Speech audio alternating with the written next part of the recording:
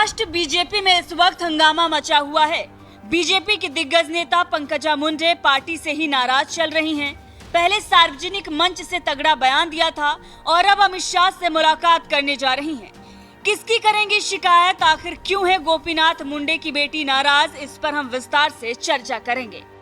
दरअसल महाराष्ट्र बीजेपी के लिए अच्छे दिन लाने वाले बीजेपी के दिग्गज दिवंगत नेता गोपीनाथ मुंडे की बेटी पंकजा मुंडे आर पार के मूड में नजर आ रही हैं और इसीलिए वो सीधे अमित शाह से मुलाकात करने जा रही हैं।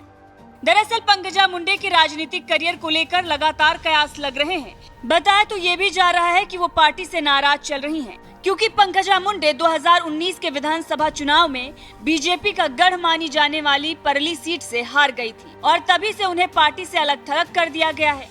क्योंकि पंकजा मुंडे परली सीट से एनसीपी के नेता और अपने ही चचेरे भाई धनंजय मुंडे से हार गई थी और तभी से कई बार कयास लगाए गए कि वो जल्द ही बीजेपी से अपना रास्ता अलग कर सकती हैं, क्योंकि पार्टी उन्हें दरकिनार कर रही है।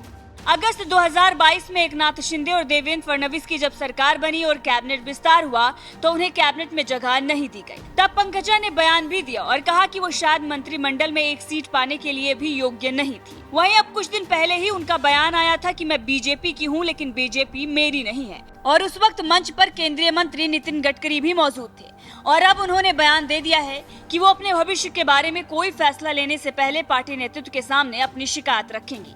पंकजा मुंडे ने अपने पिता और पूर्व उप मुख्यमंत्री दिवंगत गोपीनाथ मुंडे की पुण्यतिथि के मौके पर बीड जिले में एक समारोह के दौरान ये बयान दिया है। उन्होंने ये भी कहा है कि मेरे बारे में जो भ्रम पैदा किया जा रहा है उसके लिए मैं जिम्मेदार नहीं हूँ। मैं अमित शाह को अपना नेता मानती हूँ और मेरे मन में जो भी है उस पर खुलकर बात करूंगी। मेरे नेता अमित शाह हैं, मैंने उनसे समय मांगा है, जल्द ही अपनी सारी शिकायतों के साथ उनसे मिलूंगी। मैं उनसे पूछूंगी कि मुझे क्या करना चाहिए। पंकजा मुंडे ने इस तरह की अटकलों पर भी विराम लगाने की कोशिश की है कि वो दूसरे दलों के संपर्क में है। पंकजा ने अपना स्टैंड साफ करते हुए ये साफ कह दिया है कि मैं जो कुछ भी करूंगी खुलकर करूंगी। मैं अपने नेताओं के सामने शिकायतें रखूंगी। उनसे मेरा सवाल यही होगा कि उनके मन में मेरे लिए क्या है। मेरे लोगों को ये जानना चाहिए। इसके बाद अगर मैं कोई स्टैंड लेती हूँ तो इसकी जानकारी सार्वजनिक मंच से ही दी जाएगी। मैं राजनीति में केवल लोगों के लिए हूँ, ना कि अपने परिवार के लिए। लोगों से मेरा मतलब उन लोगों से नहीं है जो मेरे आसपास हैं या मुझसे रोज मिलते हैं। लोगों से मेरा मतलब आखिरी आदमी से है जो मुझसे उम्मीद रखता है। हो सकता है मैं उसे देख ना पाऊं, लेकिन मैं देखती हूं कि उसका कल्याण कहाँ है।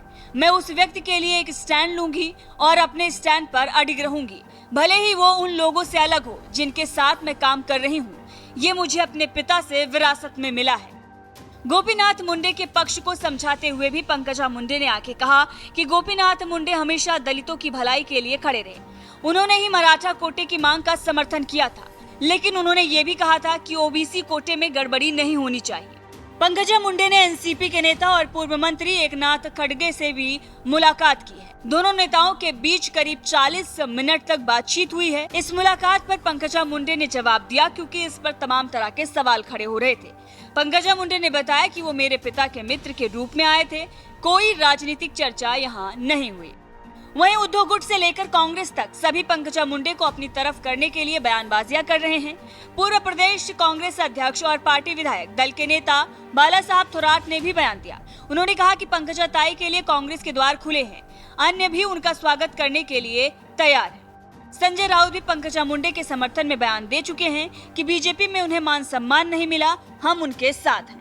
तो देख रहे हैं आप किस तरीके से पंकजा मुंडे को हर पार्टी अपने पार्टी में शामिल करने के लिए एड़ी चोटी का जोर लगा रही है, लेकिन पंकजा मुंडे ने साफ कह दिया है कि फैसला जो करेंगे वो अमित शाह ही करेंगे। बहरहाल इस खबर को लेकर आपका क्या कुछ कहना है, कमेंट करके जरूर बताइएगा।